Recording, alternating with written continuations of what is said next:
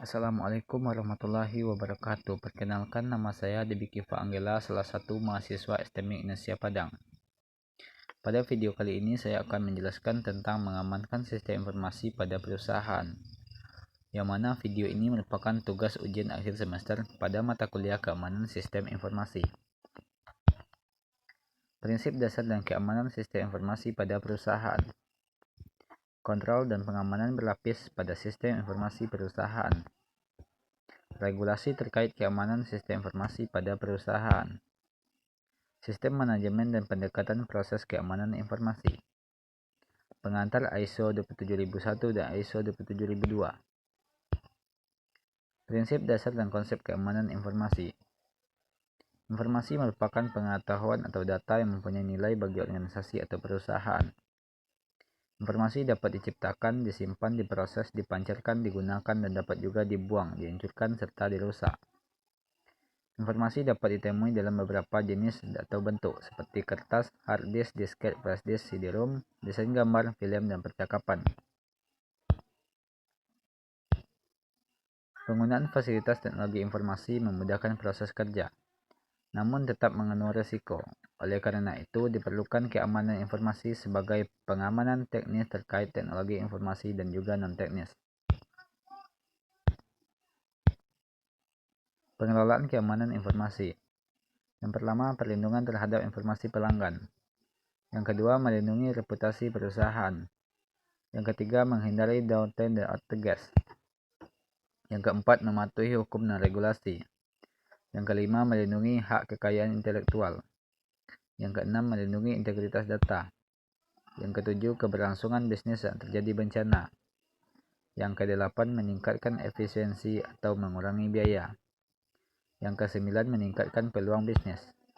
Yang kesepuluh, melindungi aset lainnya dari pencurian. Tujuan keamanan informasi pada perusahaan. Keamanan informasi berhubungan dengan seluruh metode dan alat kontrol yang ditujukan untuk melindungi kerahasiaan, keutuhan, dan ketersediaan informasi pada perusahaan. Keamanan informasi diterapkan jika terdapat informasi yang rahasia, penting, berharga, atau terjadi kebocoran dan ketidaktersediaan informasi yang berdampak besar bagi perusahaan. Tujuan keamanan informasi adalah menjamin kelangsungan proses dan fungsi pekerjaan, serta mengatasi gangguan operasi pekerjaan dengan lebih cepat. 7 aspek keamanan informasi yang perlu ada pada perusahaan. Yang pertama, autentifikasi, yaitu pengecekan identitas pemberi informasi untuk memastikan keaslian informasi serta penerima informasi untuk memastikan informasi diterima oleh orang yang tepat dan berhak atas akses tersebut. Yang kedua, integritas, yaitu memastikan keaslian informasi dengan meyakinkan bahwa data atau informasi tidak mengalami perubahan oleh pihak yang tidak berhak atau oleh suatu hal lain yang tidak diketahui. Yang ketiga, non-repudiation, yaitu pencegahan penyangkalan sumber atau kepemilikan dari informasi. Yang keempat, authority, yaitu pembatasan akses atau modifikasi informasi dari orang yang tidak berhak. Yang kelima, kerahasiaan, yaitu penjagaan kerahasiaan data atau informasi dari semua pihak kecuali yang memiliki kewenangan. Yang keenam, ketersediaan, yaitu ketersediaan informasi ketika dibutuhkan. Yang ketujuh, pengendalian akses, yaitu cara pengaturan akses kepada informasi. Kontrol keamanan. Kontrol keamanan merupakan terkait perubahan terhadap kondisi kerahasiaan, keutuhan, atau ketersediaan aset informasi. Kontrol diterapkan untuk suatu tujuan tertentu dengan mengetahui apa saja tujuannya. Penentuan waktu yang tepat untuk menerapkan suatu tujuan kontrol. Penentuan di mana kontrol tersebut diterapkan untuk mencapai tujuan yang diharapkan, baik kontrol fisik maupun kontrol non-fisik. Jenis kontrol dan keamanan berlapis yang dapat diterapkan pada perusahaan.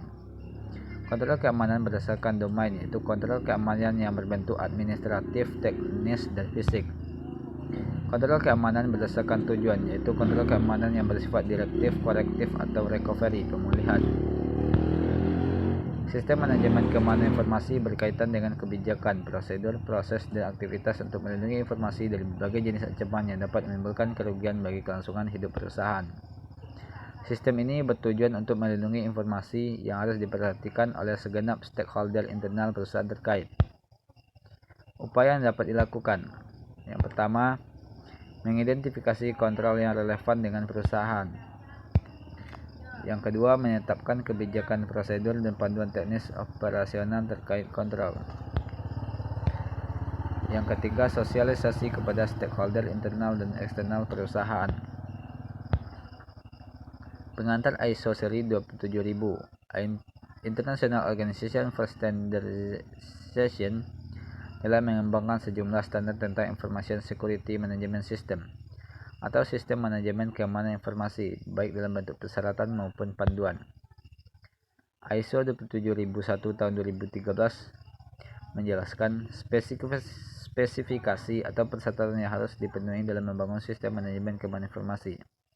Standar ini bersifat independen terhadap produk teknologi informasi yang dirancang untuk melindungi aset informasi. ISO 27002 menjelaskan panduan yang menjelaskan contoh penerapan keamanan informasi dengan menggunakan bentuk-bentuk kontrol tertentu agar mencapai sasaran kontrol yang ditetapkan. ISO 27002 tidak mengharuskan bentuk kontrol yang tertentu. Regulasi terkait keamanan informasi.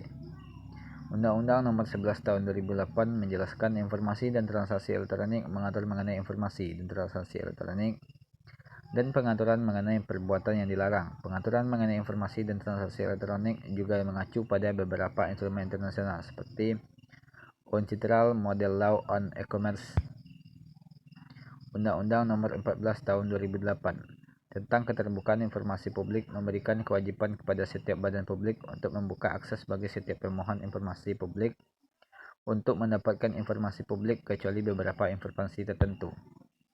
Peraturan Pemerintah Nomor 82 Tahun 2012, penyelenggaraan sistem elektronik, penyelenggaraan transaksi elektronik, penyelenggaraan agen elektronik, tanda tangan elektronik, penyelenggaraan sertifikasi elektronik, lembaga sertifikasi, keandalan dan pengelolaan nama domain.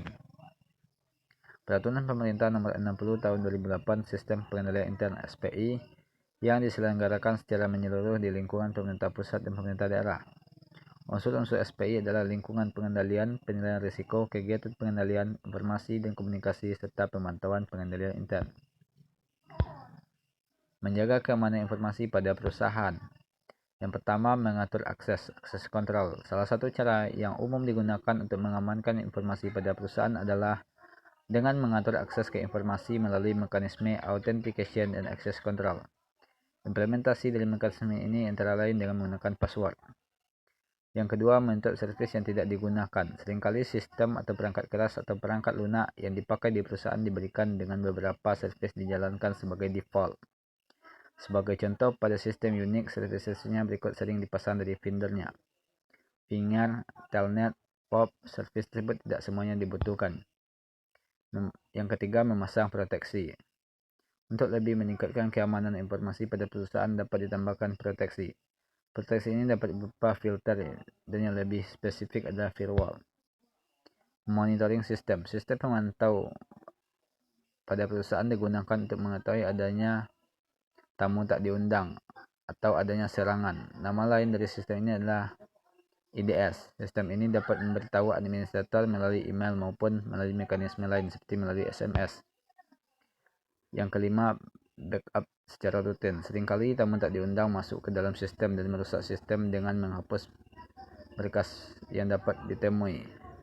Jika ini berhasil menjebol sistem dan masuk sebagai super user, maka ada kemungkinan dia dapat menghapus seluruh berkas. Untuk itu, adanya backup yang dilakukan secara rutin merupakan sebuah hal yang esensial. Sekian yang dapat saya jelaskan, terlebih dan kurang saya mohon maaf. Sekian, terima kasih. Wassalamualaikum warahmatullahi wabarakatuh.